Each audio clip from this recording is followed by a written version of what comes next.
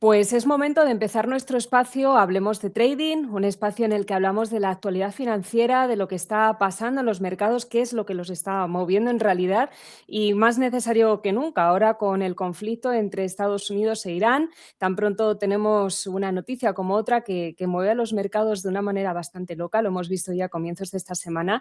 Y para analizar todos estos traspiés bueno, pues todo lo que estamos viendo ahora mismo, tenemos a nuestro colaborador, Gonzalo Cañete, estratega de ATFX. ¿Qué tal, Gonzalo? ¿Qué tal, Miriam? Aquí, encantado de estar con vosotros una vez más.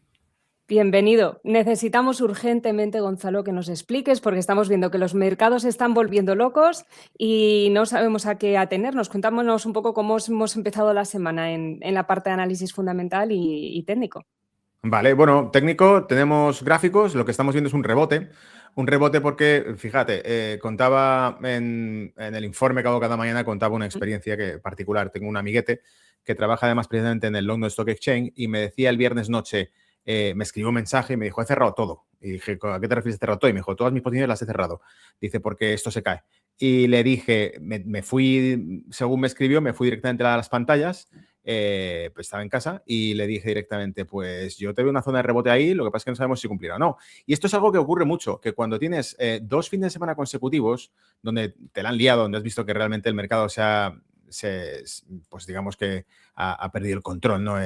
Por la situación geopolítica, donde Donald Trump ha tomado una serie de acciones o Irán ha tomado una serie de represalias que ha hecho que el mercado se tambalease, hemos dicho, es el tercer fin de semana que experimentamos y quizá precisamente porque es el tercero y los inversores dicen, nos lo han hecho una vez, nos lo han hecho dos, este fin de semana habrá otra vez mambo y veremos caídas en la bolsa con las aperturas. Quizá entonces es la excepción y este fin de semana no pasa nada. Bueno, pues no ha habido un recrudecimiento tampoco este fin de semana. Ha habido un ultimátum con el que hemos abierto desde el punto de vista fundamental, pero en realidad el mercado estaba aprovechando para hacer un rebote.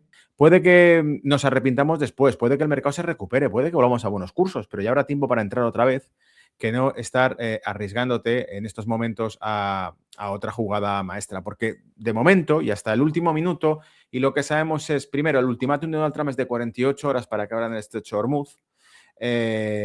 Tenemos en pantalla el Nasdaq para que veamos exactamente un patrón muy similar. Vamos a limpiar el gráfico para que se vea desde el inicio todo. En el caso del Nasdaq más descontado que el S&P 500, aquí lo tenemos, esos soportes que se han ido pulverizando, ¿no? El Nasdaq los perdía con más razón porque desde el punto de vista fundamental el sector tecnológico es otro de los factores bajistas que hemos tenido los últimos meses. Había miedo, ¿no?, en que el sector tecnológico pudiese romperse y estamos viendo además que una de las amenazas que ha hecho Irán contra el ultimátum de Trump ha sido, bueno, si el ultimátum se cumple y vosotros atacáis infraestructuras eléctricas de Irán, nosotros atacamos entonces infraestructuras eléctricas, civiles, porque han incluido en la lista también instalaciones de IT, ¿no?, instalaciones de centros de datos, y creo que eso la inversión que tiene Estados Unidos en Arabia Saudita, por ejemplo, en centros de datos es importante, y por lo tanto creo que un ataque contra estos también puede dañar al Nasdaq 100. Nasdaq 100 está más débil, como decía, que el S&P 500, porque no está tan diversificado, es 100% sector tecnológico. Por lo tanto, si vemos que eso ocurriese, probablemente esto se torne para abajo. ¿El rebote que estamos experimentando ahora es un pullback para continuar las caídas? Esa es la pregunta que tienen que hacerse los que nos están escuchando ahora mismo. Oye, ¿han Claro. subido las bolsas? Sí, pero ¿es un pullback o es que realmente nos hemos salvado? En mi opinión, parece, desde el punto de vista técnico, un pullback. Parece una ruptura clara porque además se ve a largo plazo, ¿no? Que el gráfico ha perdido mínimos importantes, aunque me Claro, imagino que obviamente tendremos que tener mucho cuidado también con la parte fundamental, comunicados claro. que salgan, que puedan trastocar los gráficos, Está todo pero interconectado, por sí. lo tanto, lo que vamos a ver, fíjate, mira, yo lo que creo es, si por alguna razón la cosa empeora, tal como hemos visto, es cuando realmente esto se pone activo. Y el Claro. tema de todo esto es que aquí es muy fácil, o sea, estamos marcando esa neckline en Nasdaq que está en torno a 24.500 puntos, incluso un poco más abajo, vamos a sacarle la cruz y así podemos marcar un nivel claro. Fíjate, 24.380, 24.400, toda esta zona. Digamos que todo ese rango es la zona donde estamos realmente en decline. Y si esa zona se pierde es cuando se pone fea la cosa. La subida fuerte que estamos teniendo, evidentemente, nos devuelve a la zona de ruptura que no se debía perder, pero no hay garantías ninguna de que consigan sostenerla los próximos días. 48 horas quiere decir que el miércoles por la mañana aquí o ha empeorado la cosa y se ha ido a un terno irreversible en el tema de la guerra de Oriente Medio, o hasta entonces ha habido un entendimiento y una comunicación entre Irán y Estados Unidos. La última noticia el lunes es que Irán reitera que no está en contacto con Estados Unidos ni negociando nada. Así es. Pero la parada, la orden que ha dado Donald Trump de que se paren los ataques contra Irán, pues da a entender que podría ser un alto el fuego necesario para iniciar una conversación. Ojalá que fuese ese el escenario, porque entonces sí, estaríamos hablando de un mercado alcista, etcétera, pero no nos fiamos. Y como no nos fiamos, insisto, la parte más conservadora, lo más prudente sería estar prevenidos o bien cerrando posiciones en estos en activos equity, en renta variable, o bien abriendo coberturas, que es otra opción también posible. Es decir, no sabemos lo que va a pasar. Sí. Por si acaso, abrimos cortos en ETFs o en índices de este tipo que nos sirvan para cubrir el valor de la cartera. En el mercado europeo es lo mismo, porque en el mercado europeo estamos viendo que también se ha producido un efecto pullback, es decir, ha habido una caída muy fuerte, 3 pulsos bajistas bastante importantes, y de repente el DAX retoma el pulso, empieza a levantar otra vez, pero no nos fiamos. Y de hecho, tú fíjate las mechas que deja. O sea, estas mechas lo que nos indican realmente es que están muchos aprovechando esa subida para salir del mercado. Oye, Sí, mucha parte de miedo, ¿no? De claro, posibilidad de que se pueda girar, que se pueda dar la vuelta. claro, es que, o sea, esta mecha que nos dejan aquí los futuros del DAX nos está diciendo que los que están en el mercado europeo están diciendo, hemos llegado a 23.500 puntos, quítatelo de en medio ya, véndelo, aprovecha y vende, salte, salte, porque hemos visto la caída de la semana pasada, salte porque puede venir otra, Y ¿sabes? comentábamos, por ejemplo, hace un rato, hemos estado comentando con un gráfico que hemos estado, bueno, tú también trabajando mucho, es el gráfico del dólar yen, que Ujú. tiene como una estructura además de hecho similar, que hemos tenido meses de subidas constantes y parece como que de repente está empezando a perder fuerza y podría hacer algún tipo de retroceso, algo parecido también. Sí, sí, sí, hemos visto, tú lo has dicho, fíjate, toda la Mm. estructura alcista que iba teniendo el dólar yen, de repente forma una pausa, no avanzaban más. No avanzan en realidad porque las cosas se ponen muy complicadas. Fíjate, aquí la idea sería, si el dólar sigue fortaleciendo, se empuja al alza el dólar yen. Si el yen no sube tipos, pues en este caso va a continuar para arriba el par.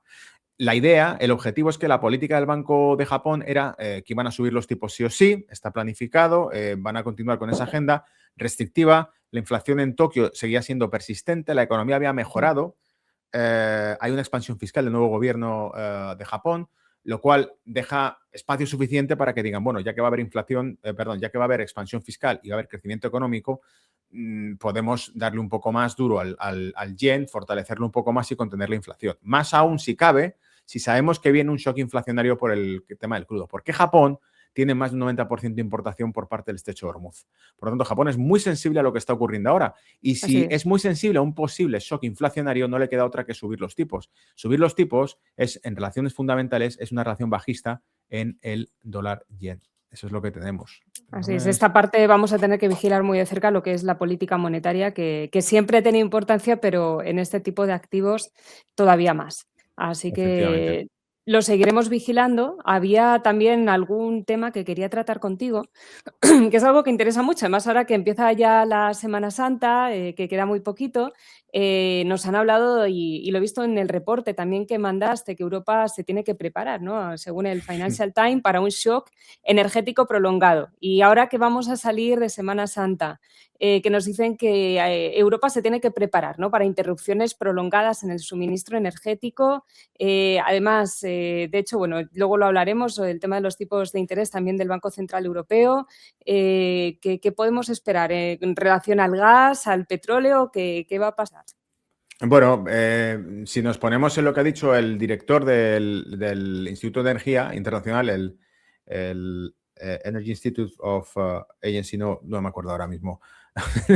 Fíjate, no me recuerdo las Es siglas, muy pero largo. básicamente el Instituto de Energía, Sí. el que hace toda la medición de reservas de crudo, de hecho es el que en conjunto forma a todos los países occidentales, incluido Europa, ponen las reservas en mercado para poder contener el impacto inflacionario que tiene. Este señor ha dicho que esto que viene es peor que lo que ocurrió con la OPEP, la fundación de la OPEP y el cártel del petróleo de los 70, y que es peor que lo que ocurrió con Ucrania, porque dice que es un shock que viene por vía doble, viene por vía petróleo y por vía gas. ¿A qué se refiere? Yo creo que se refiere, por ejemplo, a que las estimaciones hablan de que el daño que se ha producido en la mayor estación de gas licuado catarí, ¿no? La del mundo, que es la catarí, que fue atacada por drones iraníes, ese daño, dice, puede que tarde en repararse. Leímos al principio que meses. Ahora han dicho que podría ser de 3 a 5 años. Entonces dice, da igual lo que ocurra. Ya de entrada, lo que ha ocurrido hasta ahora ya va a causar inflación en Europa, porque Los dos bloques económicos más sensibles al estrecho de Hormuz son Asia y Europa. Europa sin lugar a dudas. Y Europa más todavía si tenemos en cuenta que después de la guerra de Ucrania, Europa no tiene negocios con Rusia, que era el que suministraba energía a Europa. Sobre todo a cierta parte de Europa. La Europa mediterránea no, porque tiene otros recursos. Italia, España tienen otras vías que de momento están intactas, y digo de momento, pero las que se utilizaban por la parte más nórdica de Europa, a excepción de Noruega, era el petróleo ruso, y de hecho el Nord Stream 2 era el proyecto de hub centralizado para que Alemania distribuyese petróleo y gas, básicamente gas licuado, a toda Europa. Eso ya no lo tienen. Por tanto, en ausencia de eso, claro, lo que dice este señor es son mucho más sensibles ahora que antes. Y lo que ha ocurrido, solamente con lo que ha ocurrido hasta ahora, ya va a poder producir un impacto en los precios de la energía en Europa. Lo que pasa es que ese impacto no es inmediato, vendrá con retardo, son días de reservas, agotamiento de reservas, incremento de los precios, pero ya se está notando en los derivados y en la gasolina. Pero ya Entonces, podemos seguir viendo, ¿no? Entonces, subidas más fuertes en el petróleo. correcto, claro, sí, sí. Bueno, en las subidas, si esto se desescala, no.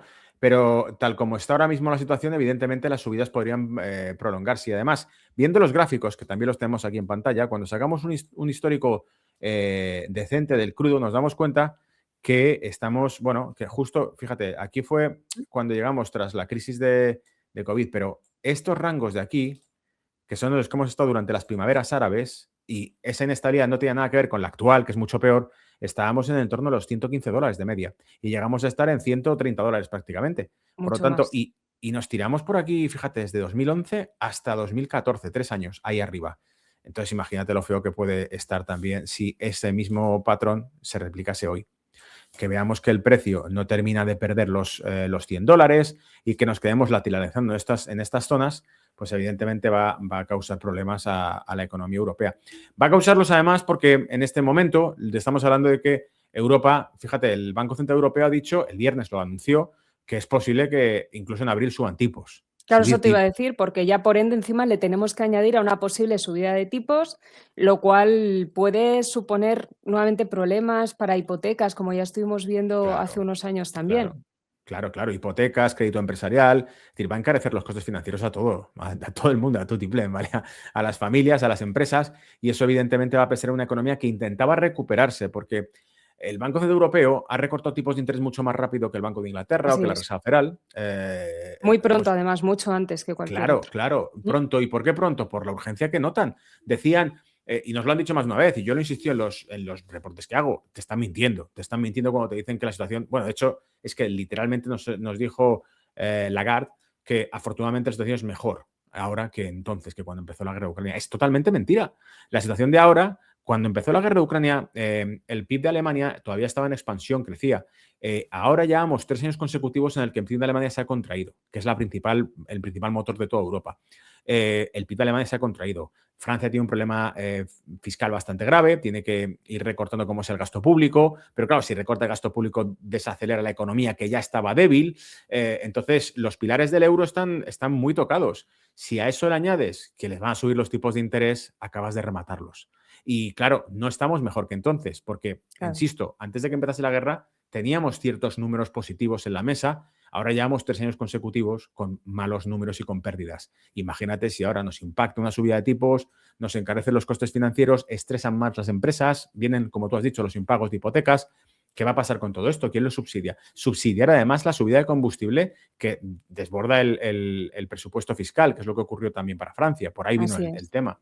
Nos quieren Entonces, vender la moto, Gonzalo, pero la verdad es que totalmente. no es que estemos haciendo un programa muy alegre hoy, yo creo que estamos deprimiendo un poquito Bueno, a la decimos audiencia, la pero es verdad. así, hay que contar las cosas como son, porque al final muchas veces oímos de mil y sitios, ya no sabemos a qué hacer caso, pero es algo que vamos a estar siguiendo, de hecho, las próximas semanas para ver cómo evoluciona, pero ya vamos adelantando que la cosa no pinta bien, pero que evidentemente pues tenemos que estar actualizados. De hecho, la próxima semana, si te parece, seguimos viendo todo esto, porque creo que Por además es supuesto. algo importantísimo que tenemos que actualizar y nos hemos quedado sin tiempo. Así que te doy las gracias, Gonzalo, por haber estado aquí una semana más, Un por placer. contarnos todo esto que tanto necesitamos saber y nos vemos la próxima semana y a ver si podemos tener alguna noticia buena.